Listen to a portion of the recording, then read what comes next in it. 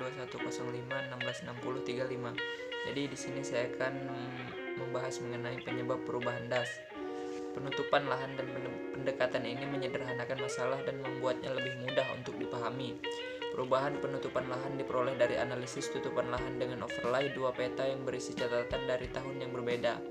Tipe tutupan lahan dihasilkan dari klasifikasi citra menggunakan taksonomi terawasi. Klasifikasi yang diawasi pertama kali dilakukan untuk menentukan sampel poligon atau sampel pelatihan yang mewakili setiap tutupan lahan yang dihasilkan. Perubahan tutupan lahan dan penggunaan lahan tidak dapat dideteksi dalam waktu singkat karena perubahan membutuhkan proses yang panjang. Studi ini menganalisis citra multitemporal yang disurvei selama dua periode waktu 1978, 1995, dan 2012 untuk mengidentifikasi tren perubahan tutupan lahan yang terjadi dan arah perubahannya, serta membantu pemerintah membuat keputusan kebijakan futuristik. Penggunaan teknologi GIS memudahkan studi penggunaan lahan dan perubahan tutupan lahan di Das Ciliwungu dan Tisadan selama 2 periode waktu. Itu saja materi dari saya. Terima kasih. Assalamualaikum warahmatullahi wabarakatuh. Nama saya Dian Budi Rahayu. Saya akan menjelaskan tentang dampak dari perubahan iklim daerah sungai di Jawa Barat. Dampak yang ditandai dengan penggunaan bahan bakar fosil, terutama batu bara, sebagai bahan bakar sangat meningkatkan gas rumah kaca di atmosfer.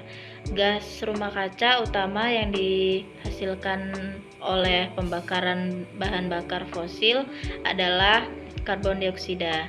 Sebagai akibat dari efek rumah kaca, suhu di bumi meningkat secara signifikan setiap tahun dan fenomena ini dikenal dengan pemanasan global. Selanjutnya ada perubahan iklim untuk suhu, curah hujan, dan selanjutnya variabel dampak yang diterkaitkan dengan sistem neraca air dan pengelolaan air terpadu. Assalamualaikum warahmatullahi wabarakatuh. Perkenalkan, nama saya Sri Rahmayanti dengan NIM 2105166036. Di sini saya akan membahas poin ketiga, yaitu membahas tentang menganalisis faktor pendorong gerakan masyarakat rendah karbon di Jawa Barat. Dalam melakukan penelitian, rencana pembangunan rendah karbon atau biasa disebut PPRK itu dapat menunjukkan sinergi positif antara manajemen perubahan iklim dan pertumbuhan ekonomi.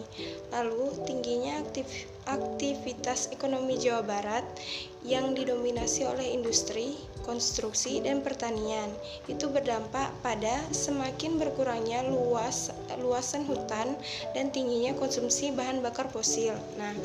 Lalu itu dilakukan berbagai upaya yang dapat dilakukan dalam rangka pembangunan rendah karbon, antara lain seperti pengurangan laju deforestasi dan peningkatan reboisasi.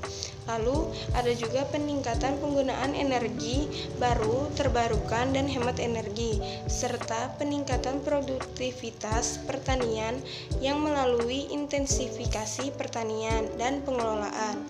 Dan juga kedepannya upaya pemerintah Provinsi Jawa Barat ini dapat sebagai salah satu provinsi percontohan pembangunan rendah karbon di Indonesia, dan diharapkan dapat menarik dukungan dari berbagai pemangku kepentingan termasuk dari yang swasta dan pelopor pembangunan rendah karbon di Indonesia. Mungkin itu saja yang bisa saya sampaikan. Kurang dan lebihnya saya mohon maaf. Saya akhiri. Wassalamualaikum